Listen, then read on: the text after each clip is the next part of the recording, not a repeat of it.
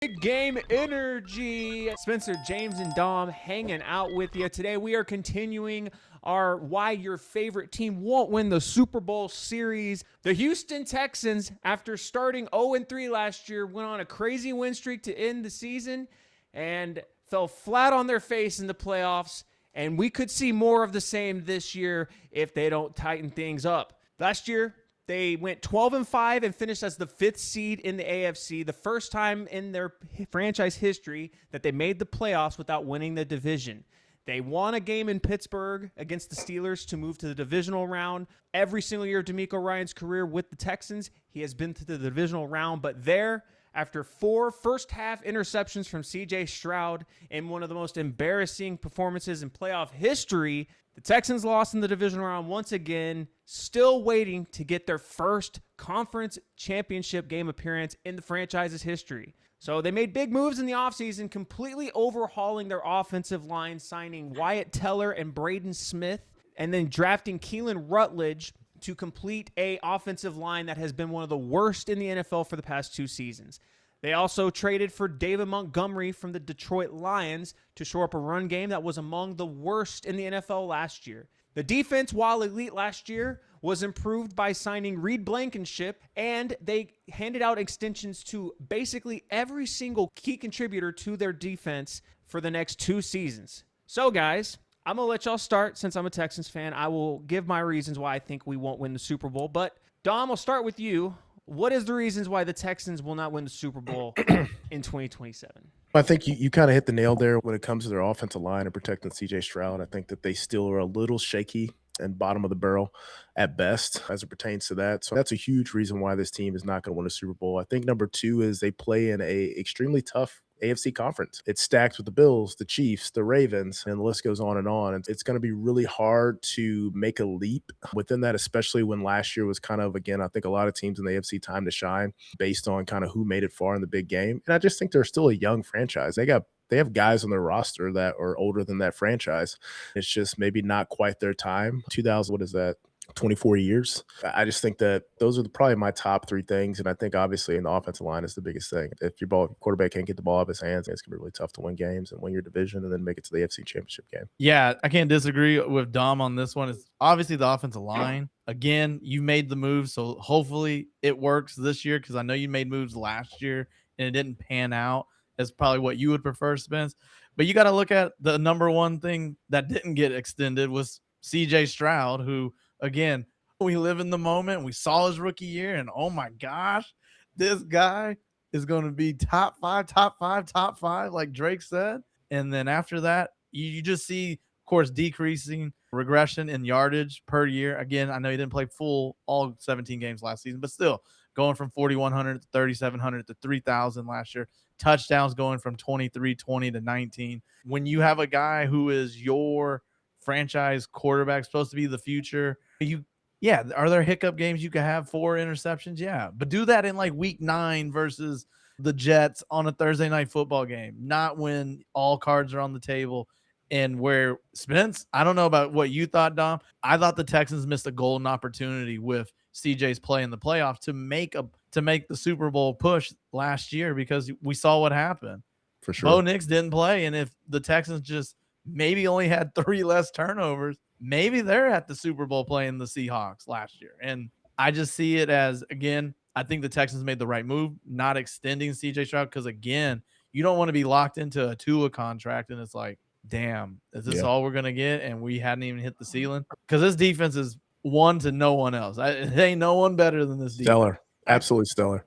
I think the defense, they approached the offseason on the defensive side of things, and I was very happy that they didn't take a run-it-back approach on defense. As great as that defense was in 2025, there were some things that they still could clean up, and they addressed them. They added depth on the interior of the defensive line, signing guys like Logan Hall, drafting Caden McDonald, an absolute steal where they got him at the top of the 2nd round, signing Reed Blankenship to fill a safety need that they really actually needed some safety help down the stretch after they had cut C.J. Gardner-Johnson because he was a locker room issue. We're not going to get that with Reed Blankenship. He's going to be great for the locker room. So the defense, like, again, they didn't take a run-it-back mentality. So at worst, they're going to be one of the top 3 units in the league. It's that offensive side of things that still just keeps me up at night. I think that they did some things on the offensive line, to your point, Dom. I think it is early to tell, but I like, in theory, the signings of Braden Smith and Wyatt Teller to shore up things in the middle. Keelan Rutledge has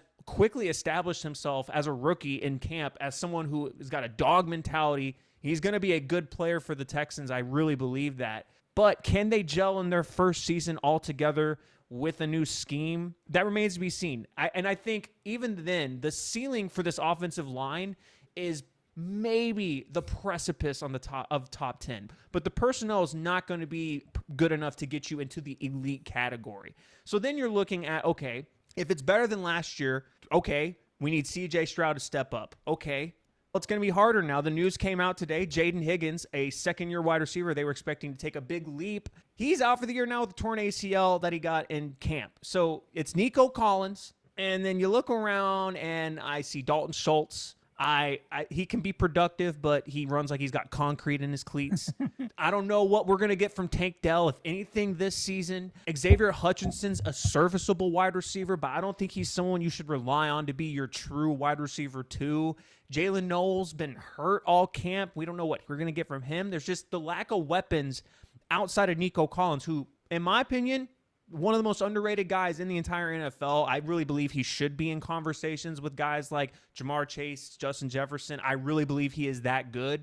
But even he's a guy who has not played a full 17-game schedule in his entire season. He can't stay healthy either. All that to say, it all comes back to 7. And 7's confidence last year was completely shot. And if he is not bouncing back this season mentally, he shaved off his dreads. He's not doing interviews. He's saying all the right things, but can he deal with all the memes that have been dropped on him this offseason? Like, all he came in looking memes, thick. It's crazy to me. I get 4 interceptions in a playoff game. Horrendous. You're not going to hear anything from me about that. It was awful to watch. But I've just been in awe this entire offseason in all these other sports, how CJ Stroud is the meme. How is he the meme when there are objectively worse quarterbacks that we have seen the last 2 or 3 years than CJ Stroud had one bad game in the playoffs? I don't know. All that to say is I've been drinking a lot of Kool-Aid on my Texans, and I think this is the best chance they've ever had to make the Super Bowl. I haven't been this confident in the Texans going into a season since, James, the 2013 season. And do you know what happened in the 2013 season for the Houston Texans? Coming off of a 2012 playoff appearance where they got to the divisional round and lost to the Patriots in embarrassing fashion, they came into the next season with Super Bowl expectations, and they even started the year 2-0 and were high in the power rankings for a lot of teams. You know what happened after that? They lost 14 games in a row and got the first overall pick. I have that same level of confidence now in this team. And so for me, the biggest reason the Texans won't win the Super Bowl is because I've gotten my hopes up before, and this team just loves to crush my hopes and dreams. It's the best football reason, but that's my personal reason why the Texans aren't going to win the Super Bowl, because it just feels eerily similar to how I felt in 2013. Spence, I spent 20 plus years feeling that feeling, brother. It'll come. Just not this year. I hope so. Look, he says that, and I want to tag along, and we got our like Super Bowl banners on the wall. I'm sorry, Spence. Damn, it'll come. Your day will come. But no, Spence. I got Sabrina Carpenter on my wall though. Spence, let me ask you this, and we'll make it quick. If CJ Stroud has a similar season to last year, not really any real highs, not really lows, but just kind of middle in the pack, what would you do if you're the GM? I love that you asked me that question. If he has a mediocre season, right? Nothing terrible, but he didn't rediscover that 2023 form, that would put the Texans, in my opinion, in the exact same situation that the Los Angeles Rams were in at the end of Jared Goff's tenure. And what did they do? They flipped Jared Goff and upgraded him at quarterback. And I'm looking over there at the AFC North, and I see 2 quarterbacks who would be upgrades over CJ Stroud. And if they have bad things happen to them this offseason, I'm going to be throwing down the gauntlet, tooting the horn that we flip CJ Stroud in draft picks for either Joe Burrow or Lamar Jackson. You know you're getting Kyler Murray. But consider the weapons he has. He doesn't have a lot to work with. He doesn't have a lot to work with. And he hasn't. He's got David Montgomery, who is got to be 30 now. Is he close to 30, 28, 29, 30? Yeah, he's getting up there. But he's still got Like, tread on his tires because he was second for string sure. to Jahmyr Gibbs for several years. So I think For that's sure. not a huge Great concern fantasy guy right now. But it's Yes. just who's he throwing the ball to? You've got guys coming in off injury, Tank Dell, and then you just lost your potential wide receiver number 2/3 who's gone for the year. And so if it's just Nico Collins out there, it's going to be really hard to throw for over 4,000 yards. Yeah. So I think there's perspective to be had. Yeah, and I think the run game with the upgrades at the offensive line, the run game should be better, but last year it was so bad, and that's another reason why CJ Stroud struggled, because the offensive line couldn't protect him. The run game couldn't open things up. It was tough for him to succeed, but I'm also not someone that likes to make a ton of excuses. For sure. CJ Stroud is not going to get any allegations of being the if man like Justin Herbert or Joe Burrow, okay? This is not going to be him. I'm not going to be the guy to make those excuses, because the thing is, all that is true, and also what is true is that he needs to play better.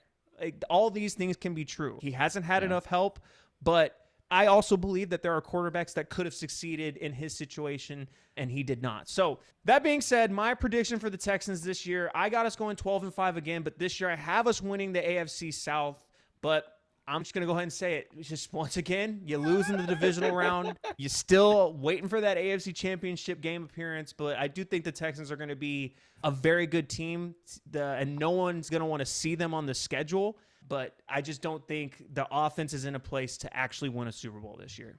I have the Texans 12-5. I won't tell you who the 5 losses are, but definitely one on Christmas Eve. We'll keep it there for that. And then they win the division. I think they do get to the AFC Championship because I believe in this defense, and hopefully Stroud picks it up. But then they lose heartbreaking fashion to a guy who's could be an if man. Give me Josh Allen and the Bills, man. That's interesting because the Texans have historically owned Josh Allen in his career. Just saying. I'm going to be the outlier here. I got them going 9-8. Personally, just looking at their schedule, I don't have them winning their division. If I'm being honest with you, I think the Jacksonville Jaguars are going to win that division.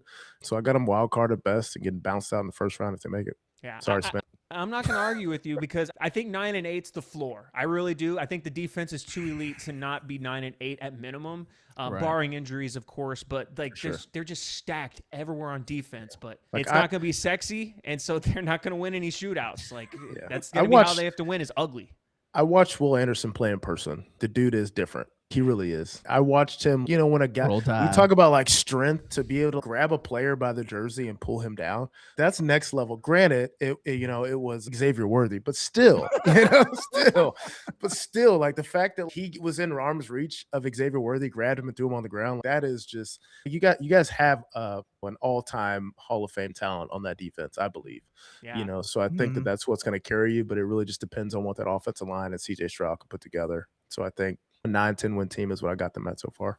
Yeah, but y'all let us know in the comments, can the Texans rebound after a disappointing loss in the playoffs last year?